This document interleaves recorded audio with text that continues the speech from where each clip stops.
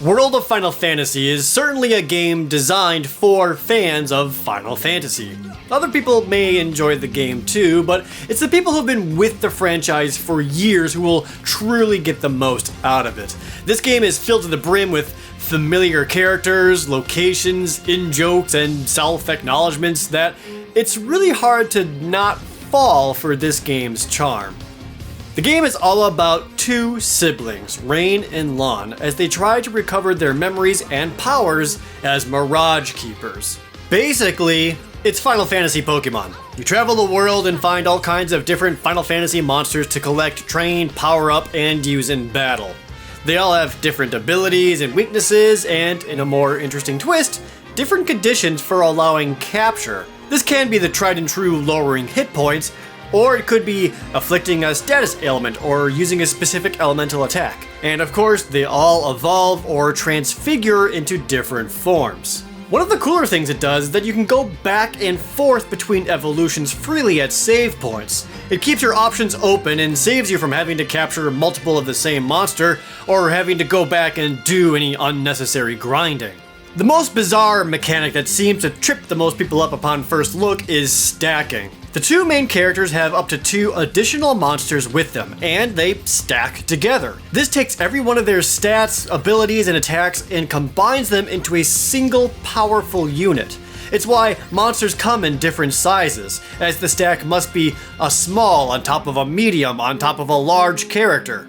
It's also why the two main heroes have both giant and chibi forms. It allows them to switch between being the large or the medium on the stack. And you can have them freely switch between those with different presets for your stacks. This gives you a little bit of strategy, as you can have one stack be built for physical and fire damage, and then have it be able to switch over for physical, water, and ice, or whatever. Plus, enemies can come in stacks too, altering their weaknesses and strengthening their abilities. For additional strategy, some attacks can cause stacks to topple. This means you can make enemies fall over and become several weaker units, and enemies can do the same to you. Since getting toppled also makes those characters get stunned for a while, it's worth it to defend and stop wobbling or use items to regain control. If anything, I wish more enemies did topple attacks against you, as most battles don't require a whole lot of critical thinking and tactics outside of a few select bosses. But the simplicity is also what makes it enjoyable, as the whole game is rather lighthearted.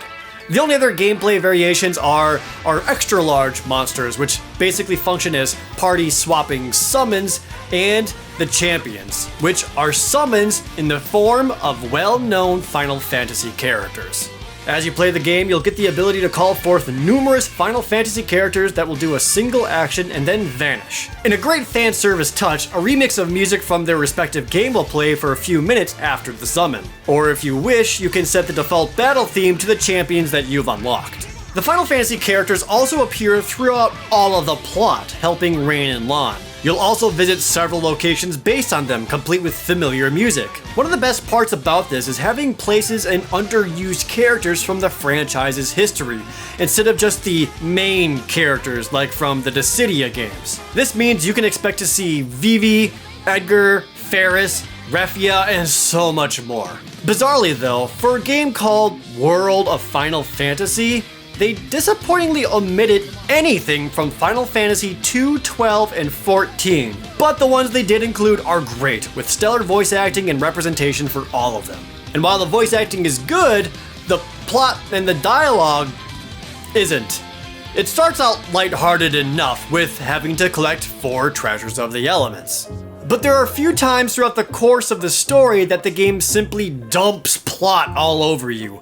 Numerous cutscenes and explanations for things all at once, rather than spacing them out at a healthy pace. This also causes the cutesy game to suddenly get super serious and so ridiculous that it loses all purpose or meaning. On top of this, the main characters, Lon and Tama, are so aggravatingly stupid for the sake of comedy that you'll give yourself a concussion from the numerous face palms induced. Additionally, this is one of the worst, slowest starts to a game I've ever seen.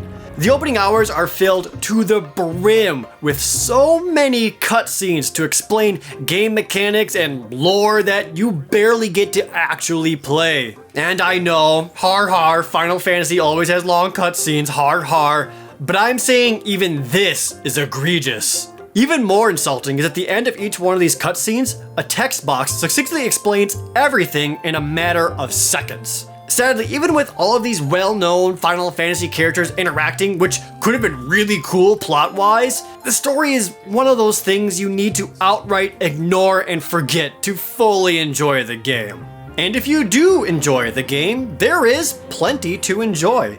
It has a healthy amount of side quests known as intervenes, every dungeon has a secret area with rare monsters, and maxing out monsters gets them additional abilities and stat increases. And after beating the game, you'll unlock extra tougher dungeons. And with the cross-save functionality, it's great for people who get it on both PS4 and the Vita with well over 30 hours of gameplay. I enjoyed my time with the game, despite obvious frustrations. It helps that I am a fan of Final Fantasy, so I was gleeful with every familiar character, location, and song. The gameplay is simple, but I grew quite fond of a lot of the monsters that I was raising. But the story is an encumbrance rather than a reward. World of Final Fantasy earns a 7 out of 10. I don't think this game is good for people who are unknown to the franchise. But if you do like Final Fantasy and you want to see a little snow monster that you named Ice Cream grow up to be awesome, this is the game for you.